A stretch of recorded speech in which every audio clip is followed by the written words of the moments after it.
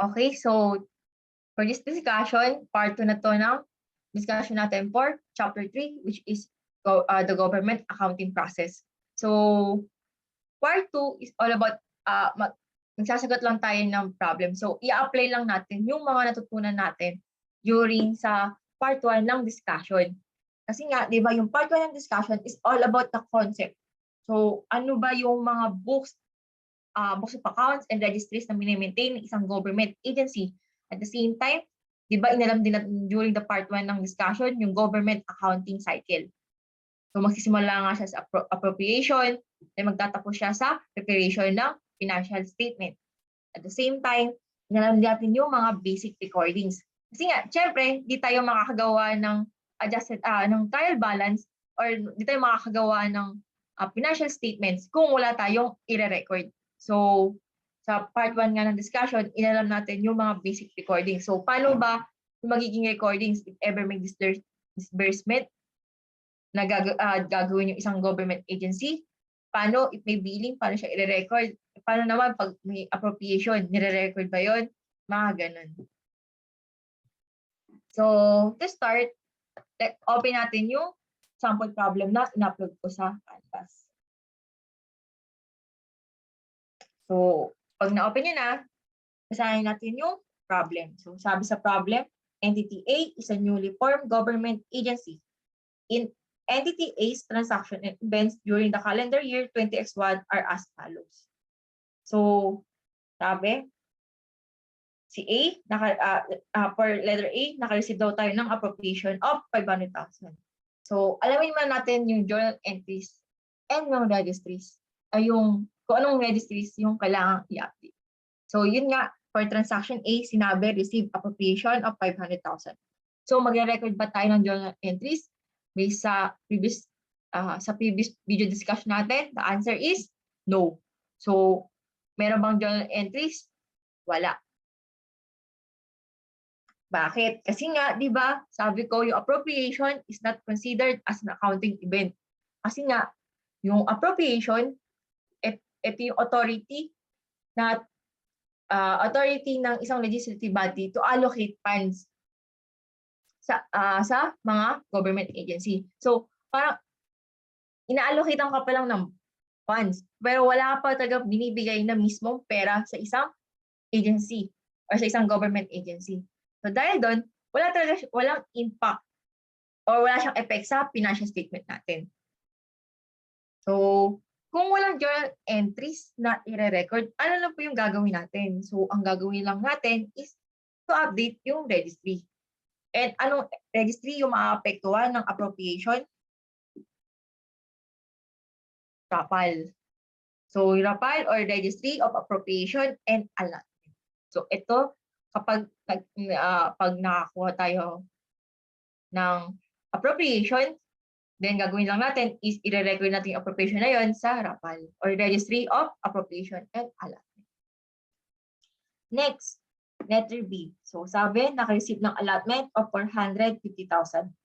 So naka-receive tayo ng allotment, amounting to 450,000. Ano yung magiging record natin? May journal entries ba siya para i-record siya? Answer, wala. So same as appropriation, walang journal entries. Kasi nga, yung allotment, hindi rin siya considered as accounting din. Kasi yung allotment, ito lang yung authority na binibigay sa isang government agency na pwede na siya mag-incur ng obligations. Pero, di ba, sa definition pa lang sinasabi authority. So, binibigyan lang ng authority. Pero, wala pa talaga ginagawa yung isang government agency. So, dahil wala pa siyang ginagawa, wala pa siyang transaction na makaka-effect sa financial statement. So, same as to appropriation, kung walang journal entries, ano lang gagawin natin? I-update lang natin yung registries. So, yung registry na i-update is first yung RAPAL. Kasi nga, sa RAPAL, ito yung ginagamit para ma-monitor na hindi dapat mag-exceed yung allotment sa appropriation.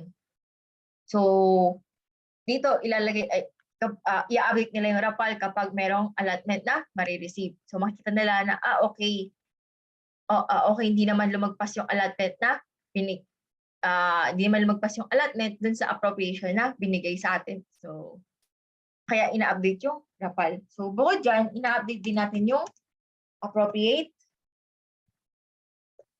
RAOD. Kasi nga, di ba yung RAOD or yung Registry of Allotments, wait lang. Registry of Allotments, Obligations, and Disbursement. So dito, parang ito yung ginagamit or ginagamit para i-monitor na yung mga in-incur na obligations, hindi siya lalagpas or hindi siya mag-exceed dun sa total amount na inalat. Tapos, dito rin makikita nga natin na yung disbursement made, hindi siya lalagpas dun sa in-incur na obligations. So para nga ma-monitor yun, kailangan dun yung total amount ng allotment. So kaya kada may allotment na ibibigay sa isang government agency, ina-update natin yung RAOD. So note ko lang, di ba, yung RAOD may separate na RAOD na mini-maintain for each object of expenditure. Ano ulit yung object of expenditure? Ito yung 4. Yung personal service,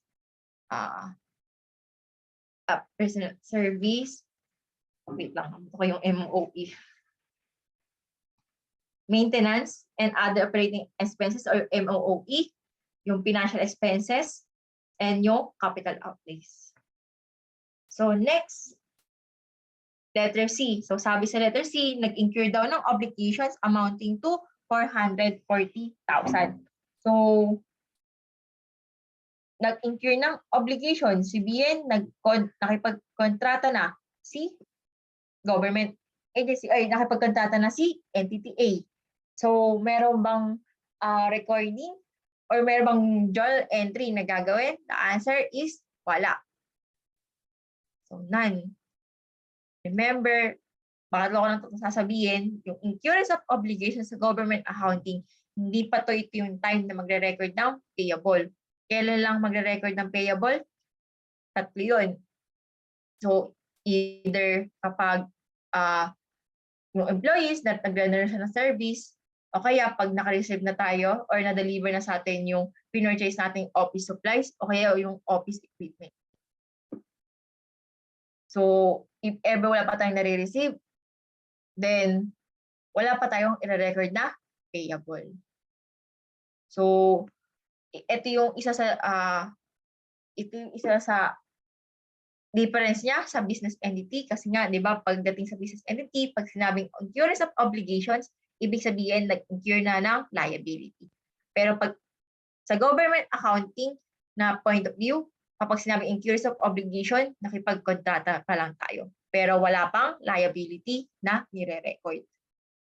So, same as to appropriation and allotment, ang gagawin lang natin is mag-update tayo ng registry. So, ano yung i-update natin? First, mag-i-issue tayo ng ORS. O yung obligation, request, and status. So, pagka-issue natin ng ORS, i-update din natin yung corresponding o yung appropriate na RAOD.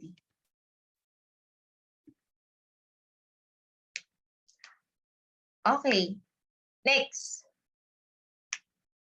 Letter D, sabi, naka-receive na daw ng notice of cash allocation of 430,000.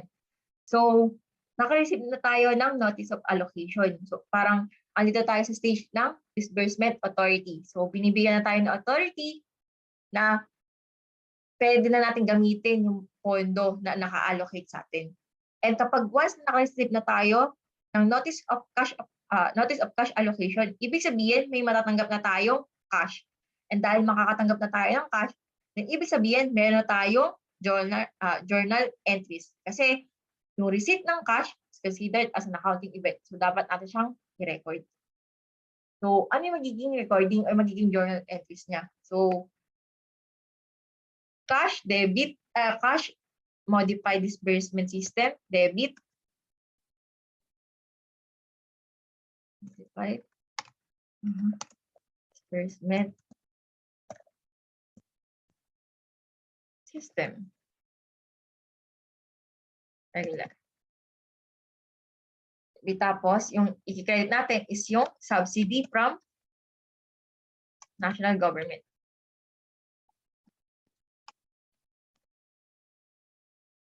Amounting to 430,000.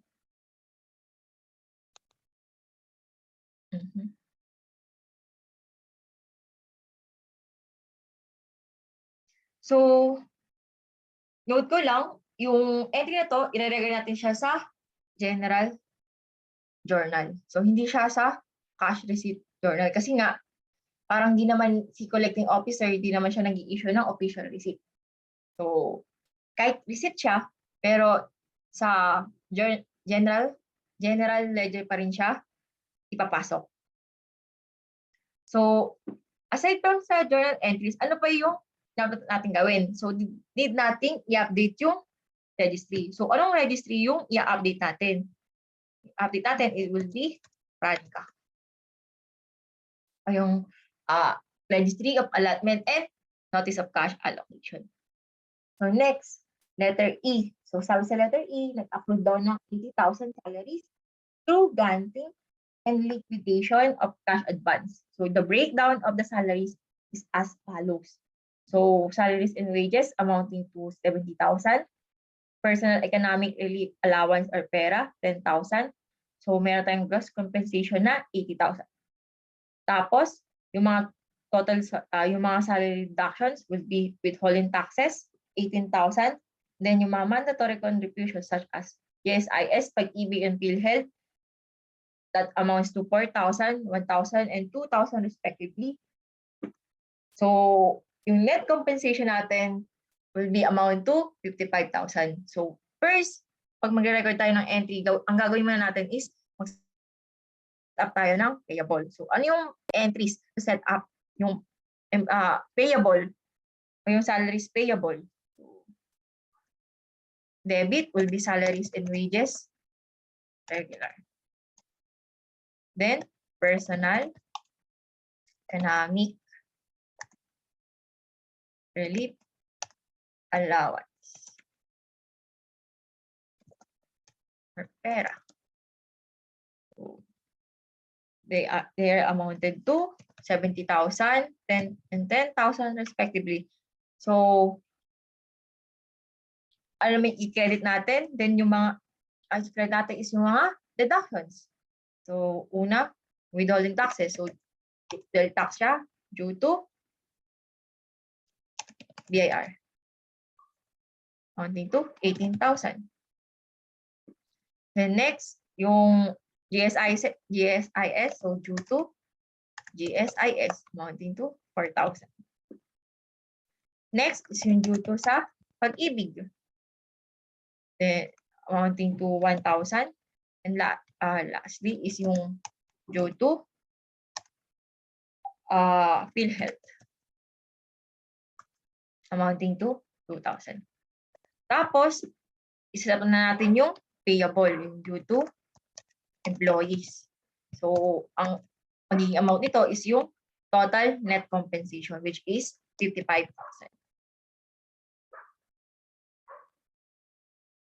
So, sa pag-set up ng payable, anong registry yung i-update natin? ORS lang.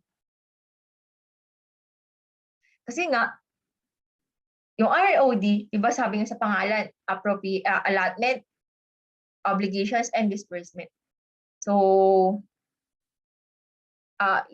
ilalagay lang natin doon is yung pag mag-update lang tayo once na magkaroon na ng disbursement. Pero dahil wala pa namang disbursement and ano pa lang tayo, mag-set up pa lang ng payable, then ang i-update natin is yung ORS. Next, pag nag-ano tayo, parang nag-recognize na tayo ng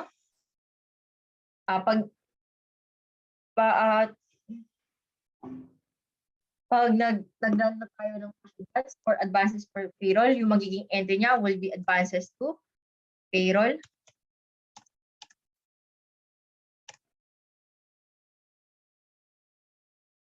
Amounting to 55,000 kasi ito yung total na net compensation na ibibigay natin sa employee. And then, this will be cash modified disbursement system.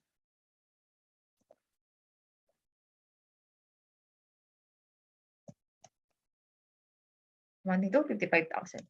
So yung ilalagay natin siya, yung ORS and yung RAOD corresponding PS. Kasi nga, di ba, itong expenditure na to is involved sa employees, sa employee benefit. So it will be under personal service. So sa advanced na payroll kasi, parang dito na mangyayari yung disbursement. So dapat i-update din natin yung RAOD.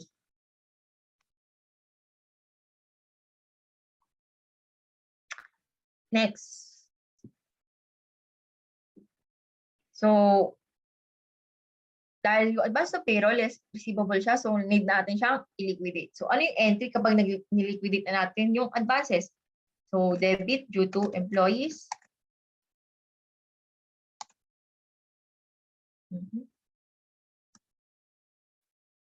Then credit advances. Payroll. Amounting to 55,000.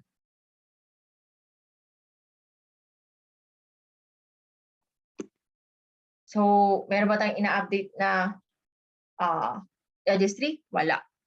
Kasi nga, liquidation lang naman to ng advances. And yung disbursement is nangyari na siya nung nag-grant tayo ng cash advance. So, next, letter F. So, sabi, naka-receive daw ng delivery. Note ko lang, receive delivery. So, dahil naka-receive tayo ng delivery, meaning, magre-regular na tayo ng payable. So, sabi sa letter F, receive delivery of purchased office equipment worth 200,000.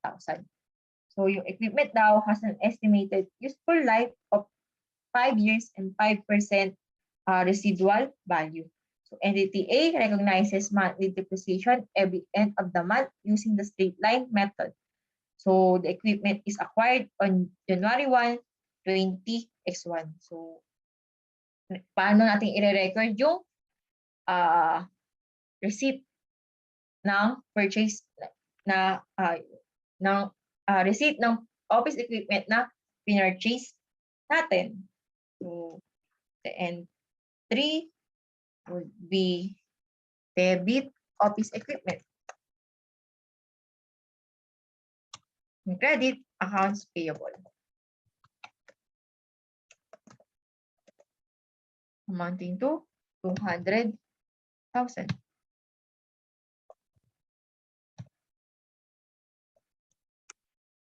So, ano yung pag nag-set tayo ng payable, ang ina-update natin is yung ORS. Next. Kasi sa ORS, nilalagay natin dito or nilalagay doon yung payable na amount. Kaya ina-update natin yung ORS. Kapag nakakita kayo ng example ng isang ORS, makikita nyo doon na meron siyang section na nakalagay doon yung payable. O yung parang payable section. So once na kapag nga may payable, then i-update natin yung ORS. So next, sabi sa letter G. Before that, di ba sinabi yung mga estimated useful life, ganun. Lahat yan magagamit natin once na magre-record na tayo ng depreciation. So, kailan tayo magre-record ng depreciation? Kapag usually at the end, every month, di ba? Pero for this problem, let's assume na i-record natin siya at the end of the reporting period. Para for the whole year na yung recording natin. Since na-acquire siya noong January 1, 20X1.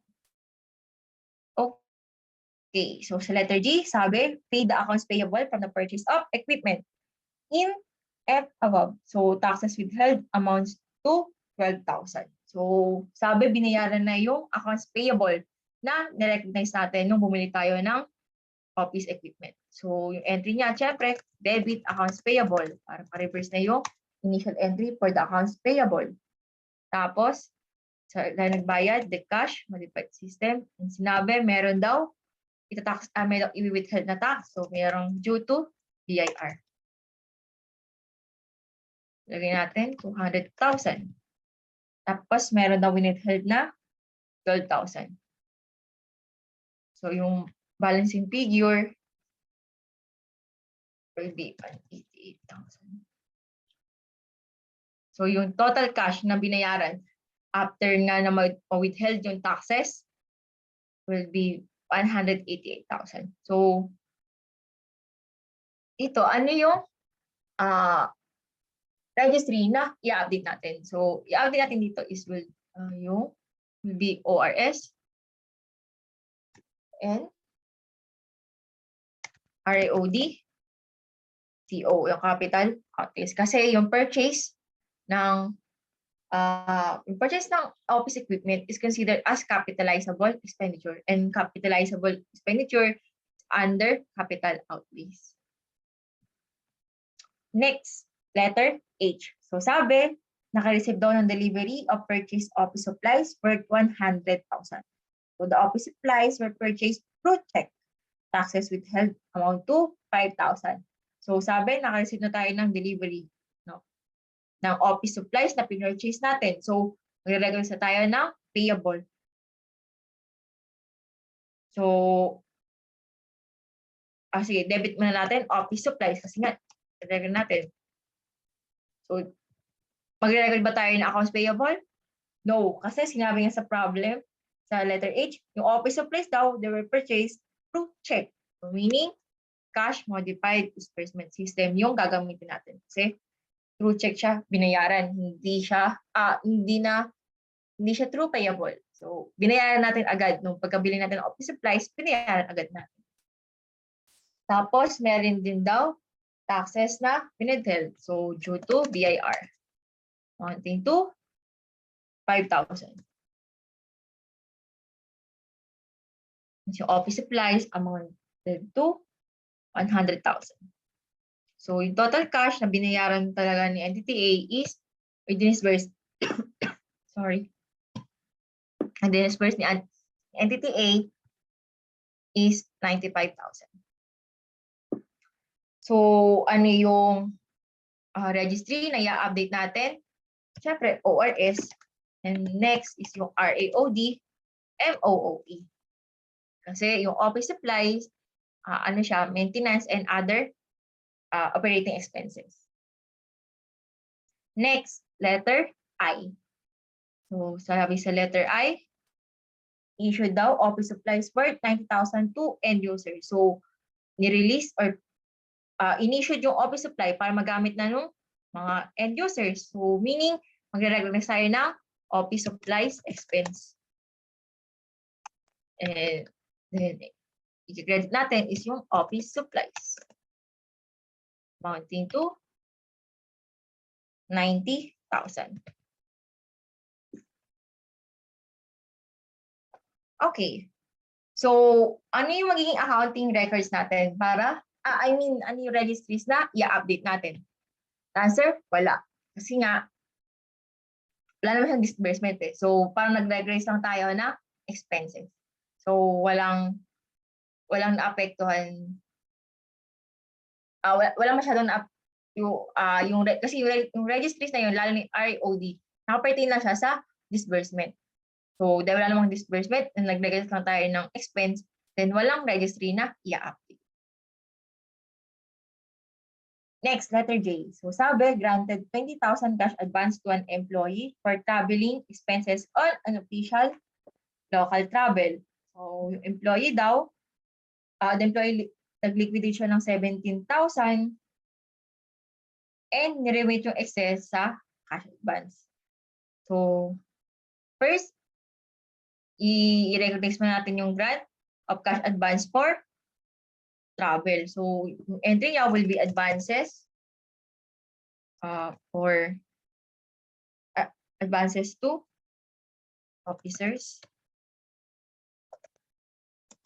and employees. Then it will be cash.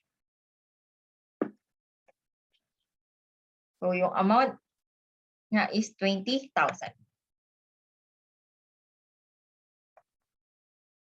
So yung advances, so kapag nag-grant tayo ng advances, it will be considered as disbursement na. So yung registry na i-update natin will be ORS and RAOD MOOE.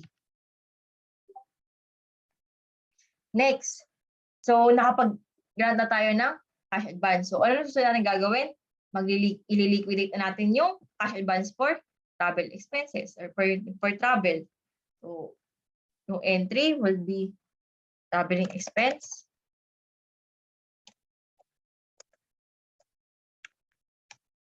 local,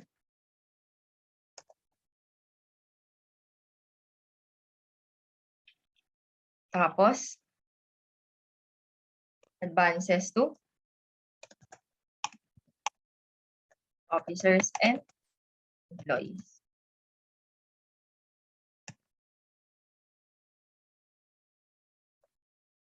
Amounting to 17,000. Kasi di ba sabi nga, 17,000 lang daw yung niliquidate ni employee. So meron bang i-update dito? Wala. Kasi yung liquidation, parang, yung disbursement, nangyayari siya kapag nag-grant ng cash advance. So pagdating sa liquidation, wala naman natagang disbursement. So wala tayong i-update na registry. So next, na-liquidate na natin. So next na i-recognize natin is yung refund ng excess ng cash advance for travel. So yung magiging entry niya will be cash collecting officer. Kasi i-refund sa atin. Nakakatanggap tayo ng pera amounting to 3,000. And advances to para ma-cancel out na yung advances na ni-recognize. Amounting to 3,000. And sabi, di ba, yung excess daw, ni-remit din. So, yung magiging entry niya, pag nag-remit tayo, will be cash, treasury,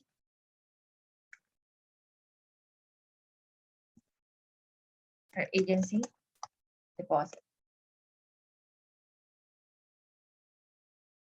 So yung parang yung deposit natin or remittance natin sa BTR, yung account na ginagamit doon is yung cash, treasury, or agency deposit regular.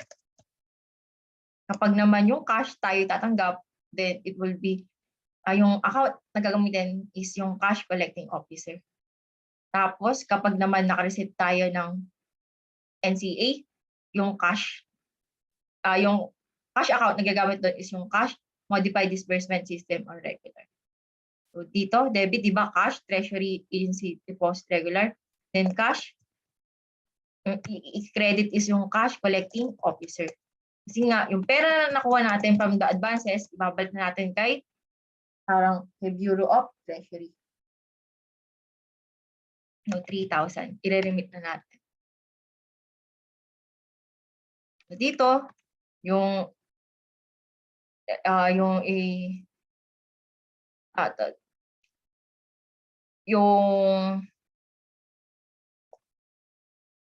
registry na i-update natin will be ORS din and yung RAOD MOE.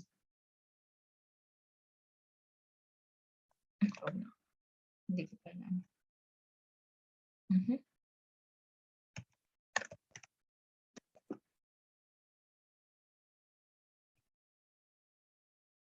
ORS and RAOD MOE. Next, letter K. So sabi sa letter K, collected unbilled service income for permit fees of 40,000 and remitted 30,000 of the total collection. So note ko lang, collected unbilled. So meaning wala tayong para sa entity A, wala siyang binild una pa lang. So dahil walang binild, then walang ni-recognize na accounts receivable. So, magiging entry natin, diretso na agad. So, it will be cash collecting officer kasi diretso na natin siyang nakolekta. No. Tapos, it will be credit permit fees. Amounting to 40,000. Tapos, sabi, nag-limit daw ng 30,000. So, note ko lang no, di ba sabi ko sa Presidential Decree 1445, nire-require nga na lahat ng collections is dapat i-remit na siya sa pabalik sa PTR. Unless na nga lang mayroong stated na law. Pero dito sa problem na to, let's assume na i-presume natin na merong batas na nagsasabi na nakalagay sa nakalagay sa GAA na 30,000 lang yung i-remit dapat ni MPTA. So, pag ganun, ang i-record lang natin will be cash, treasury, agency deposit, regular debit, credit, cash collecting officer. Amounting to 30,000. So, sabi daw, ito lang daw yung amount na ni-remit. So, ano yung registry na i-update natin? Will be RROR. Tapos, note ko lang din, itong entries na to, papasok siya sa cash receipt journal. Pero kapag nag-record tayo ng billing, for example, nag-bill muna sa NDTA, nag-bill ng 40,000. Then the entry will be accounts receivable, debit, credit, permit fees. So yung entry na yun, papasok siya sa general ledger. Pero itong entries na to, diretso siya sa cash receipt journal. Yung billing, yung entry for the billing, papasok siya sa general journal. Sabi ko ata, general ledger. So, sorry for that. Papasok pag billing, general journal. Tapos, kapag naman yung entries for collection and remittances, papasok siya sa cash receipts journal. Next, letter L. So, sabi, paid water and electricity expenses amounting to 5,000 and 10,000 respectively. So, taxes withheld amount to 2,000. So, nag-recognize tayo ng expenses. So, water expenses. Tapos, electricity expenses, debit.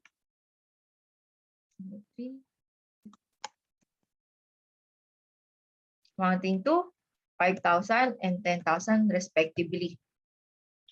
Tapos, nagbayad. So, yung entry will be cash modified.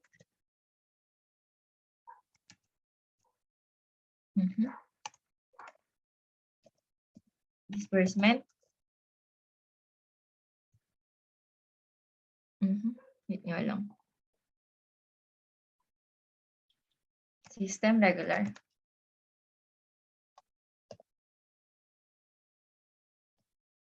Yung buo bang 15,000? The answer is no, 13,000 lang. Kasi yung 2,000 pertains to tax withheld. So it will be recorded as due to BIR. So itong disbursement na to, kapag sa transaction na to, ang i-update natin will be ORS and yung RAOD, MOOE. Kasi yung mga, mali ako ng edit.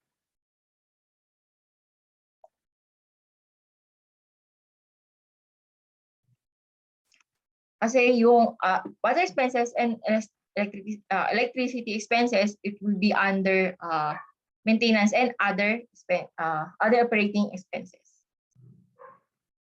Next, letter M.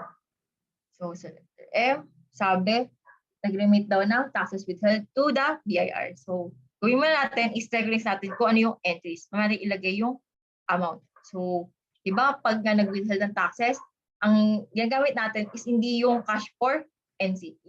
Yung cash na nakuha natin from NCA. So, yung cash na gagawin natin will be tax remittance advice. So, debit, cash, tax remittance advice. So, kapag kasi nag-remit tayo ng taxes, parang as if nagbibigay tayo o nag-remit tayo sa BIR. Pero ang binibigay lang natin is tax remittance advice. Then, subsidy from national. Tapos, kapag mag-remit na tayo sa BIR, the entry will be due to BIR. Then, cash remittance, cash tax remittance. So, di ba, mapapansin niyo nga ulit, na-cancel out lang yung cash or tax, yung cash tax remittance advice. Kasi nga, hindi mo talaga siya, wala naman talagang physical cash na transact. So, wala talagang physical cash na binibigay yung agency sa BIR. Kasi yung notice of cash allocation, yung allocation na binigay sa government agency, hindi niya sakop yung taxes na winibigay. So, dahil nga doon, ang binibigay lang natin, yung binibigay lang ng government agency sa BIR is tax remittance advice. And kapag naka-receive ng tax remittance advice si BIR, then magre-record na rin siya ng income tax kahit wala talaga siyang physically na natanggap na cash. Walang physical cash natanggap. So, ano yung magiging amount? So, pag tinay natin yung postings, so ito ginawa ko na to. Pero alam niyo na kung paano, di ba? So, di ba, kapag tinay natin yung posting per due to BIR account, nakita natin na mayroon na tayong total na 37,000 na withheld. So, yung 37,000, ito yung magiging amount. So, kapag isip niyo kung saan galing yun, dito yun. Yan, yung mga due to BIR. Yung mga due to BIR na yun. So, pinost ko lang siya. And yung total nun, yung nakuha ko nga is 37,000. Yung 37,000 na yun, yun na yung i-remit natin sa kay BIR. So, ano yung registry na i-update natin? ORS and appropriate ROD. Kasi nga, yung taxes na nakuha natin, di ba, tanggalan siya sa salaries. Mas may din tayo na withheld dun sa may office supplies na binili natin. Tapos, meron din dun sa may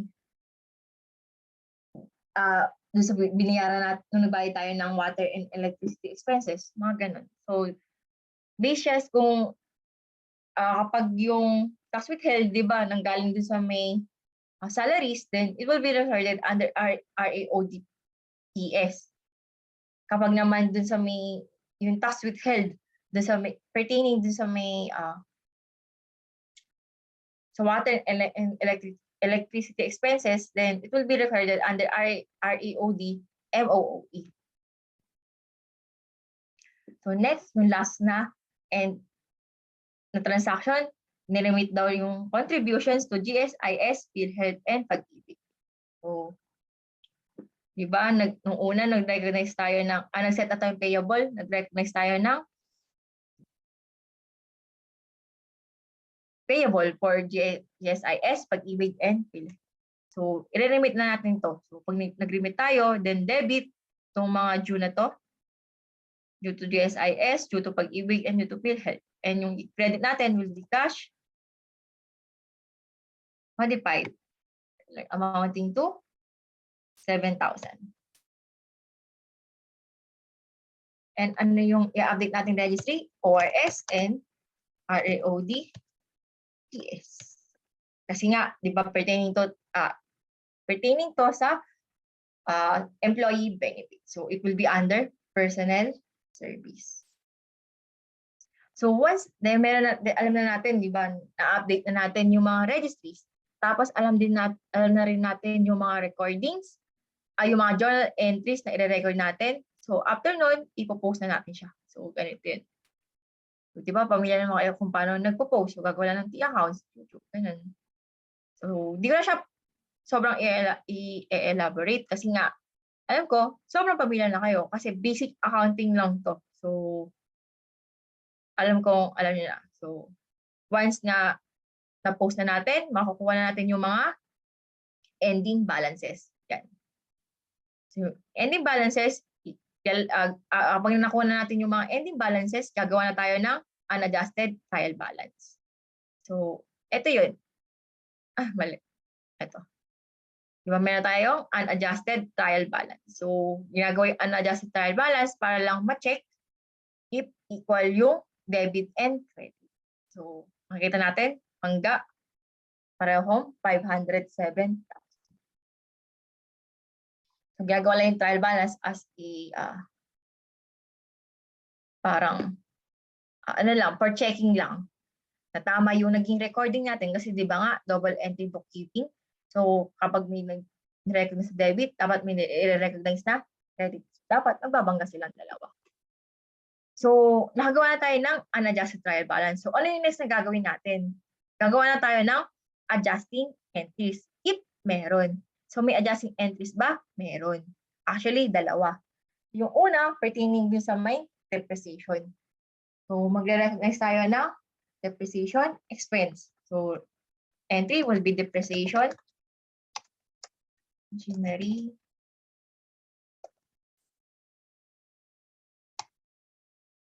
and equipment.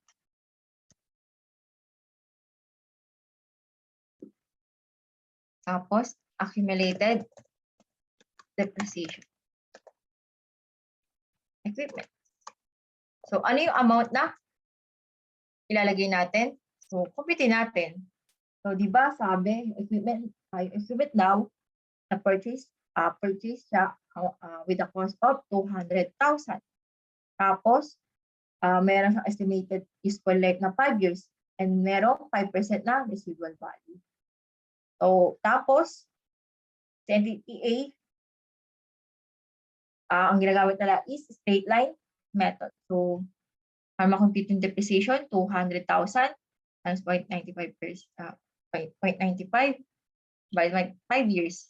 So, merong 38,000 na depreciation for the whole year. And since in-acquire siya noong January 1, then yung depreciation is for the 12 months. So, yung amount na i-recognize sa depreciation expense will be 38,000. So, may update ba tayong registry? Wala. Kasi nga, wala namang disbursement na naganap dito. And yung recording ng depreciation is a non-cash transaction. Kaya wala siyang corresponding registry or walang need na i-update. Walang registry na dapat i-update. Next, ano pa yung isang adjusting entry na dapat gawin? Always remember, nating i-reverse yung unused NCA. So, di ba sabi, NCA kasi natin, kapag pag di naubos lahat or di nagamit lahat, then kailangan ibalik yung unused na NCA. So, saan siya titingnan? Dito, sa Cash Modified Disbursement System. Sabi ko nga, kapag nakareceive tayo ng NCA, ang ginagamit ng cash account is ito, yung Cash Modified Disbursement System. So, parang dito pumapasok. So, di ba nga, sabi sa may letter D, nakareceive tayo ng cash allocation amounting to 430,000. Itong mga ito yung mga actual disbursement. So, out of 430,000, may na-disburse tayong 378,000. So, yung titira na lang o yung di natin nagagamit is 52,000. And yung 52,000 na yun, kailangan natin siyang ibalik. So, yung entry will be subsidy from national government. So, debit and yung credit will be cash. Modified disbursement system. Regular. So, mapapansin nyo, di ba? Reverse, parang siyang reversal entry lang siya. No entry kapag naka-receive tayo ng NCA. Kasi di ba, kapag ang entry, kapag naka-receive tayo ng NCA will be cash, MDS regular, debit, and credit, subsidy from national government. So, if i-reverse na natin, ibabalik na natin yung unused, then reverse lang din yung entry. So, amount to 52,000.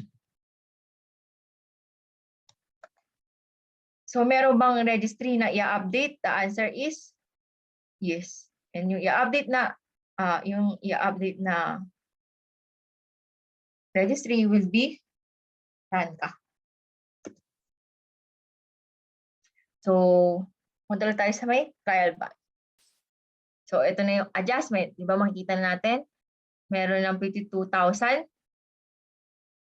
Binawasan na natin ng 50,000 yung cash modified disbursement system kasi nga ibabalik natin. Tapos, nag-recognize na rin tayo ng accumulated depreciation. Tapos, binawasan din natin yung subsidy from national government na 52,000. And then, nag-recognize na tayo ng depreciation expense amounting to 38,000. So, if i-reflect na natin siya, makakagawa na tayo ng adjusted trial balance. So, makikita nga natin, wala nang laman yung cash modified disbursement system. Nag-zero out na siya.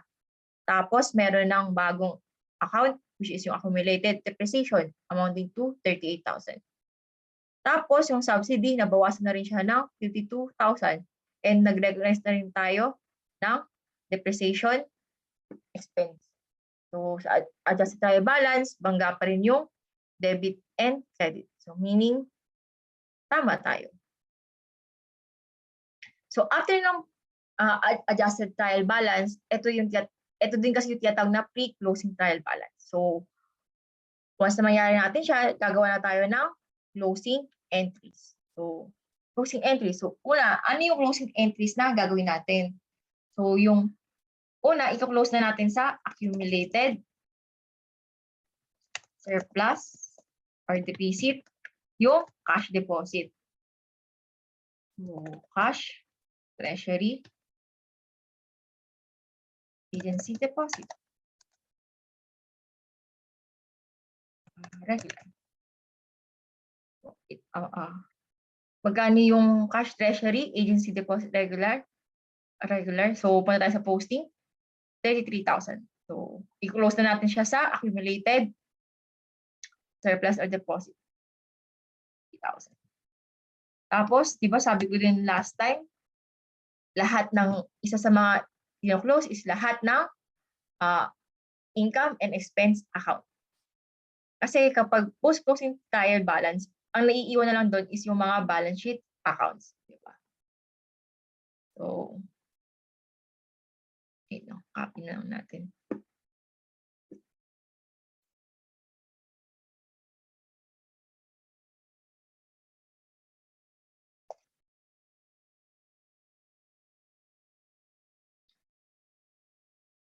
So, yung amount. Wait lang. Sorry.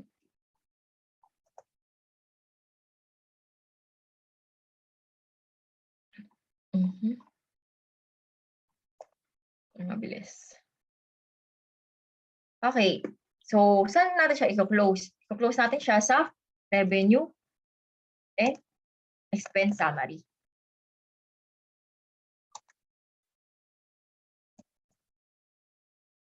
So, yung is balancing figure lang siya. So, neto. Yes lang natin sum lang.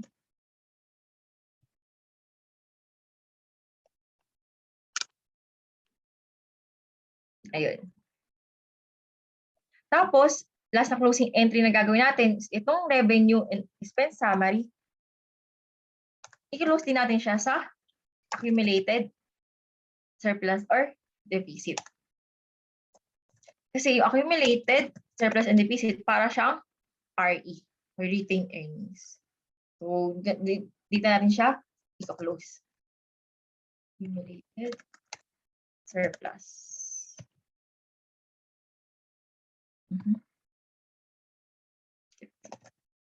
Amounting to 215,000.